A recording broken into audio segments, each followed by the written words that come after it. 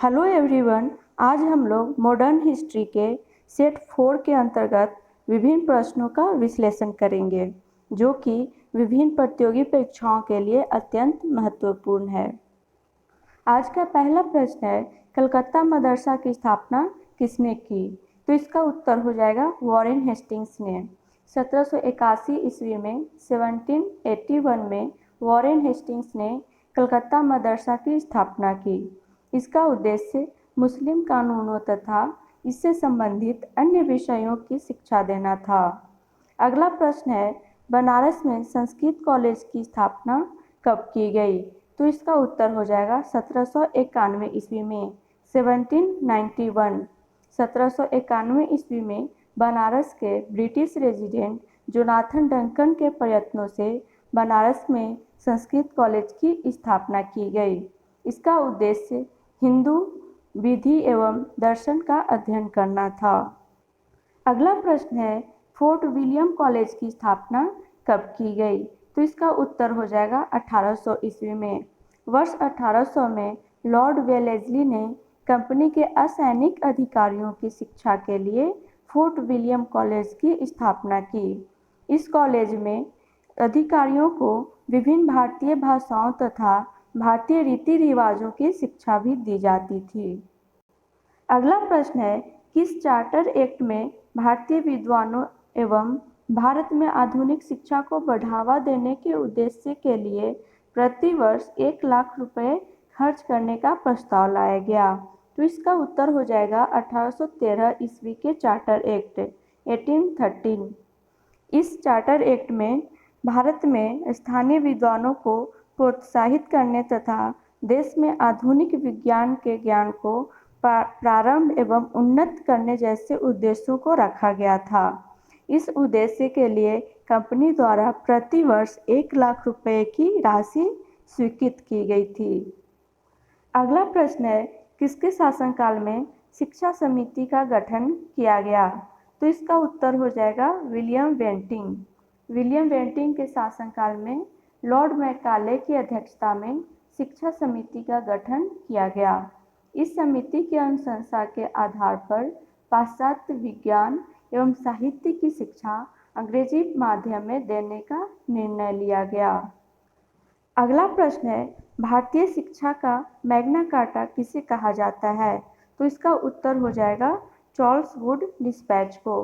Lord Dalhousie के शासनकाल में 1854 ईस्वी में 1854 में भारत में शिक्षा के विकास की स्थिति की जांच के लिए चार्ल्स वुड की अध्यक्षता में एक समिति गठित की गई। महिला शिक्षा के विकास के लिए पहली बार सरकारी स्तर पर प्रयास 1854 ईस्वी के वुड डिस्पैच में किया गया। अगला प्रश्न है, हंटर कमीशन की नियुक्ति किसके शासनकाल में की गई? तो इसका उत्तर हो जाएगा लॉर्ड रिपन। लॉर्ड रिपन के शासनकाल में प्राथमिक शिक्षा के प्रसार हेतु उपाय सुझाने के लिए 1882 ईस्वी में 1882 में डब्ल्यू हंटर की अध्यक्षता में इस आयोग की नियुक्ति की गई। अगला प्रश्न है, केंद्रीय शिक्षा सलाहकार बोर्ड की स्थापना कब की गई? तो इसका उत्तर हो जाएगा 1935 ईस्वी में 1935। हार्टोग समिति ने प्राथमिक शिक्षा के विकास पर बल देने का सुझाव दिया। इस समिति की सिफारिश को ध्यान में रखकर 1935 में 1935 में केंद्रीय शिक्षा सलाहकार बोर्ड की स्थापना की गई। अगला प्रश्न है, वर्धा शिक्षा योजना किस समिति की अनुशंसा के आधार पर लाई गई? तो इसका उत्तर हो जाएगा जाकिर हुसैन समिति। 1937 ईस्वी में 1937 में विभिन्न प्रांतों में कांग्रेस की स्थापना के पश्चात जाकिर हुसैन समिति की अनुशंसा के आधार पर वर्धा शिक्षा योजना लाई गई। यह योजना गांधीवादी विचारधारा से प्रभावित थी। अगला प्रश्न है, विश्वविद्यालय अनुदान आयोग की स्थापना कब की गई? तो इसका उत्तर हो जाएगा 1953 ईस्वी में 1953। 1948 ईस्वी में गठित राधा कृष्णन आयोग की समिति की अनुशंसा पर 1953 ईस्वी में 1953 में विश्वविद्यालय अनुदान आयोग की स्थापना की गई। अगला प्रश्न है, कोठारी शिक्षा आयोग का गठन कब किया गया? तो इसका उत्तर हो जाएगा जुलाई 1964, 1964। जुलाई 1964 में डॉक्टर D.S. कोठारी की अध्यक्षता में एक उच्च स्तरीय आयोग का गठन किया गया। आयोग की सिफारिशों के आधार पर 1968 ईस्वी में 1968 में राष्ट्रीय शिक्षा नीति की घोषणा की गई। अगला प्रश्न है, भारत का पहला समाचार पत्र कब प्रकाशित किया गया? तो इसका उत्तर हो जाएगा 1780 ईस्वी में। अगला प्रश्न है, द बंगाल गजट किसके द्वारा प्रकाशित किया गया? तो इसका उत्तर हो जाएगा जेम्स ऑगस्टस हिक्की। भारत का पहला समाचार पत्र जेम्स ऑगस्टस हिक्की ने 1780 में प्रकाशित किया, जिसका नाम था the Bengal gazette.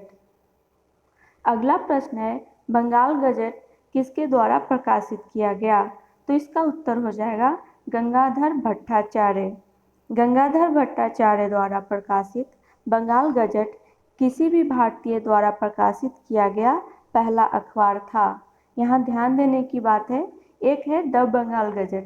The Bengal gazette James Augustus Hicky द्वारा प्रकाशित किया गया और एक है बंगाल गजट। बंगाल गजट गंगाधर भट्टाचार्य द्वारा प्रकाशित किया गया। अगला प्रश्न है, संवाद कौमुदी किसके द्वारा प्रकाशित किया गया? तो इसका उत्तर हो जाएगा राजा राम मोहन राय के द्वारा। राजा राम मोहन राय ने बांग्ला भाषा में संवाद कौमुदी तथा फारसी भाषा में मीरात उल अखबार का प्रकाशन किया। अगला प्रश्न है, चंद्रिका नामक पत्रिका का संपादक कौन थे? तो इसका उत्तर हो जाएगा भवानी चरण बंदोपाध्याय। राजा राम मोहन राय के द्वारा समाचार सुधार के क्षेत्र में किए गए प्रयासों का विरोध करने के लिए चंद्रिका नामक पत्रिका का प्रकाशन किया गया। चंद्रिका भवानी चरण बंदोपाध्याय द्वारा संपादित तथा कोलकाता से प्रकाशित एक साप्ताहिक पत्रिका थी। अगला प्रश्न है, उदंत मार्तंड किसके द्वारा प्रकाशित किया गया? तो इसका उत्तर हो जाएगा जुगल किशोर के द्वारा। भारत में हिंदी में प्रकाशित होने वाला पहला समाचार पत्र जुगल किशोर द्वारा प्रकाशित उदंत मार्तंड था। यह समाचार पत्र कलकत्ता से प्रकाशित होता था। अगला प्रश्न है, भारतीय समाचार पत्रों का मुक्तिदाता किसे कहा जाता है? तो इसका उत्तर हो जाएगा चार्ल्स मेडकॉफ को। चार्ल्स मेडकॉफ को भारतीय समाचार पत्रों का मुक्तिदाता कहा जाता है। अगला प्रश्न है, वर्नाक्यूलर प्रेस एक्ट कब लाया गया? तो इसका उत्तर हो जाएगा 1878 ईस्वी में, 1878। अगला प्रश्न है, वर्नाक्यूलर प्रेस एक्ट का प्रवर्तन किसने किया? तो इसका उत्तर हो जाएगा लॉर्ड लिटन। लॉर्ड लिटन ने। लॉर्ड लिटन द्वारा भारतीय समाचार पत्रों को प्रतिबंधित करने के लिए 1878 ईस्वी में 1878 में वर्नाक्यूलर प्रेस एक्ट लाया गया। अगला प्रश्न है, 1878 का 1878 का वर्नाक्यूलर प्रेस एक्ट किसने रद्द कर दिया था? तो इसका उत्तर हो जाएगा लॉर्ड रिपन ने। लॉर्ड रिपन ने 1882 में 1882 में वर्नाक्यूलर प्रेस एक्ट अथवा देसी भाषा प्रेस एक्ट अधिनियम को रद्द कर दिया और भारतीय भाषाओं के समाचार पत्रों को अंग्रेजी भाषा के समाचार पत्रों के समान ही स्वतंत्रता दे दी। यहाँ ध्यान देने की बात है, वर्नाक्यूलर प्रेस एक्ट का प्रवर्तन किया लॉर्ड लिटन ने एंड वर्नाक्यूलर प्रेस एक्ट को रद्द किया लॉर्ड रिपन ने। अगला प्रश्न है, इंडियन प्रेस इमरजेंसी एक्ट कब पारित किया गया? तो इसका उत्तर हो जाएगा 1931 ईस्वी में, 1931। 1931 ईस्वी में इंडियन प्रेस इमरजेंसी एक्ट पारित करके राष्ट्रीय कांग्रेस के विषयों में समाचार प्रकाशित करना अवैध घोषित कर दिया गया। अगला प्रश्न है, प्रेस इंक्वायरी कमेटी की स्थापना कब की गई? तो इसका उत्तर हो जाएगा 1947 ईस्वी में, 1947। 1947 ईस्वी में प्रेस इंक्वायरी कमेटी की स्थापना कर इस बात की जांच करने के आदेश दिए गए कि समाचार पत्रों में प्रकाशित होने वाली किसी सामग्री के द्वारा संविधान में वर्णित मौलिक अधिकारों का हनन न हो सके। अगला प्रश्न है, अमेरिका में फ्री हिंदुस्तान अखबार किसने शुरू किया? तो इसका उत्तर हो जाएगा तारकनाथ दास। अमेरिका में फ्री हिंदुस्तान अखबार तारकनाथ दास ने शुरू किया। अगला प्रश्न है, 1880 के दशक में इंडियन मिरर अखबार का प्रकाशन कहाँ से होता था? तो इसका उत्तर हो जाएगा कलकत्ता से। इंडियन मिरर अखबार का प्रकाशन कलकत्ता से होता था। इंडियन मिरर की स्थापना का श्रेय देवेंद्र नाथ टैगोर तथा मनमोहन घोष को है। इंडियन मिरर की स्थापना 1861 में हुई थी। अगला प्रश्न है, अमृत बाजार पत्रिका की स्थापना किसने की? तो इसका उत्तर हो जाएगा शिशिर कुमार घोष ने। अमृत बाजार पत्रिका की स्थापना शिशिर कुमार घोष ने 1868 ईस्वी में 1868 में कलकत्ता में की।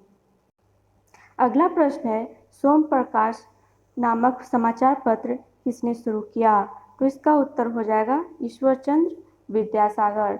सोम प्रकाश समाचार पत्र का प्रकाशन 1859 ईस्वी में 1859 में ईश्वरचंद्र विद्यासागर ने प्रारंभ किया था। इस समाचार पत्र ने नील आंदोलन के किसानों के हितों का समर्थन किया था। अगला प्रश्न है, इंडियन ओपिनियन पत्रिका के प्रथम संपादक कौन थे? तो इसका उत्तर हो जाएगा मनसुख लाल नजर। इंडियन ओपिनियन महात्मा गांधी द्वारा दक्षिण अफ्रीका से वर्ष 1903 में प्रारंभ की गई पत्रिका थी, जिसके प्रथम संपादक मनसुख लाल नजर थे। वह नटाल कांग्रेस के सचिव थे। यह पत्रिका गुजराती, हिंदी, तमिल और अंग्रेजी में प्रकाशित होती थी। अगला प्रश्न है, स्वदेश वाहिनी के संपादक कौन थे? तो इसका उत्तर हो जाएगा के रामकृष्ण पिल्लै। स्वदेश वाहिनी अथवा स्वदेशाभिमानी के संपादक रामकृष्ण पिल्लै थे। अगला प्रश्न है, अंग्रेजी पत्र इंडिपेंडेंट जुड़ा था? तो इसका उत्तर हो जाएगा मोतीलाल नेहरू। भारत के लिए स्वशासन की मांग करते हुए मोतीलाल नेहरू ने अंग्रेजी पत्र इंडिपेंडेंट प्रारंभ किया था।